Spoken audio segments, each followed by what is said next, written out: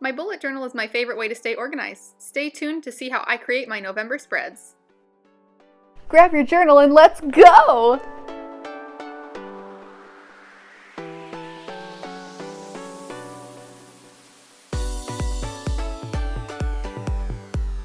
Hey girl, welcome back to Glam Life by Meg, where I teach you how to efficiently and glamorously live your very best life. Say hi in the comments if you're new here. It's nice to virtually meet you. Before we get to the good stuff, make sure to like, comment, and subscribe for more videos like this.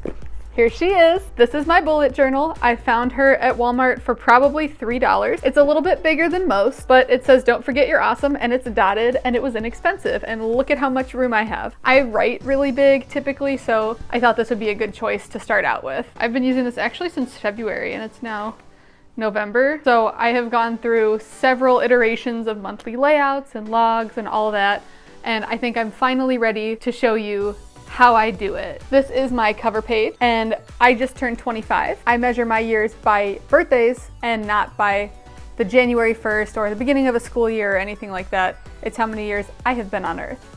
So I will be 25 for most of 2020.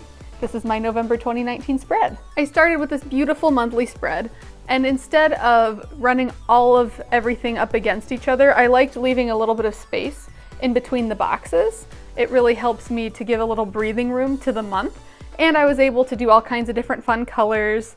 I put my sticker down. I like to get my stickers from Planning with Kay. She is amazing, and if you haven't found her yet and discovered her, I will link her.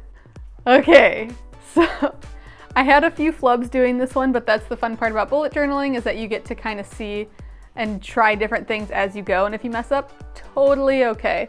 I kind of messed up on my font here after I laid the sticker down. I just kept trying it until it was legible, and then I got my monthly overview sticker. I just took a ruler. Honestly, that's the main thing, a ruler and a pen. You can get fancy with all these markers and stickers like I have, or you can just keep it really neutral. I kept my first spread so basic just to get the idea of how it goes and how you want to do it, because it's your personal layout. I labeled all the days of the week. I drew in all the boxes. I added some fun stickers and tapes, and I numbered all of the boxes according to the days of the month. This is my finance tracker layout. My budget changes from month to month. Everything changes. I do a different budget layout every single time. I do starting and ending for different bank accounts. I will do a brainstorm for money-making ideas and financial goals. And then I put some cute little stickers that said make that money. And I made a calendar up here. This is the budget calendar. I got this idea from the Budget Mom, and she actually highlights when each bill is due and each time that she gets paid. And then she divides all the bills up that way. That's kind of how I do it. I also have a no spend, which I think is really fun. If you can just try to get a no spend for 15 days out of the month, they don't have to be consecutive, but then hey, you're probably saving a little bit of money. That's how I like to do it. An emergency fund, savings, little goal tracker. This is where I put the key for which colors mean which thing on the budget calendar. I also have a monthly bills section, budget, actual, and the due date, the income that I will be making, and I track it as I get it so that I have a really clear idea of how much I'm making. Different envelopes that I want to save for cash envelope wise, and sinking funds. And most of the bills over here will be automated because set it and forget it. And then I have my mood tracker, gratitude log, daily review, and habit tracker.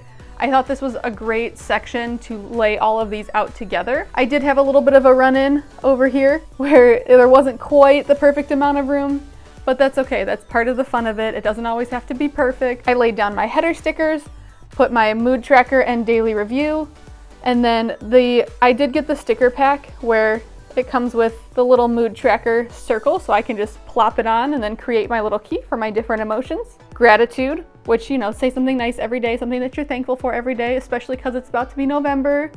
Thanksgiving, we gotta be thankful. We should be thankful every day, but especially for Thanksgiving. I just stuck down a number line here, which are fabulous because it saves so much time. And then I just write one thing that I'm grateful for every day, just to make sure that we check ourselves. And then my daily review is I like to write down something great that happened that day or something memorable that happened that day, just so I can go back and take a look at, hey, this is how many cool things I did this month, or this is what was going on this month. And then at the bottom here, I have my habit tracker. I used to track like 20 habits, and then I would get upset with myself when I didn't complete all of them. No wonder, because you can't start 20 new habits at the same time. So I only gave myself a few spaces here to work on the habits that are the most important to me. Weekly spreads change for me all the time. I can actually give you an example of a spread that was super detailed. Hang on, I will show you. Flip, flip, flip, flip. These used to be so involved. I would have just a teeny tiny spot up here, and then a huge spot for daily gratitude, a huge spot for to-do lists, a spot for weekly income, a spot for the next 2 days of the next week, and then a huge habit tracker, and it was just so much all at once. A weekly intention, you know, all this stuff. There was just so much happening, and it was too much, and I couldn't even keep up with it. And the point of the bullet journal is to be functional for you and your life. That was why the system was created by Ryder Carroll. So this month, I'm keeping it very simple. My weekly spreads look like this. It just shows the days of the week, the numbers of the days, which you'll see as I'm filling it out. I messed up my days a little bit, and that's okay. I fixed it. You ain't gotta worry. We're good. And then I divided it into business and personal tasks. I figured that's a good way to see how this goes. And if I like it, I can keep doing it. If not, I can change it for the next month. And that is the beauty of the bullet journal system. My bullet journal has never looked the same way twice. It's just because I'm figuring it out. And that's really what life is. We're all just figuring it out. My last page is actually for YouTube video ideas, and then things that need to migrate to December, or kind of an on the radar for December, so that once I start to make that December bullet journal, I'll have a list of things like, hey, this is what I need to include.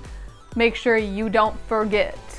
You can get as crazy with bullet journaling as you want. You can keep it very simple, but what I like to do is a little bit of both so that I can have fun with it, but also make sure that it's functional and that it doesn't take 25 years to do the planning part of my life. I should be living my life and not spending the whole time planning my life. Don't forget that you are awesome. Don't forget to subscribe. Give me a big thumbs up if you love bullet journaling as much as I do. And don't forget to ring that bell. Ring the bell.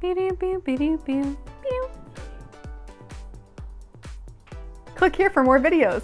Click, click, click, click, click, click. Everybody, let's go. Come on, let's get to it. I know that we can do it. Where are we going? To do our bullet journal.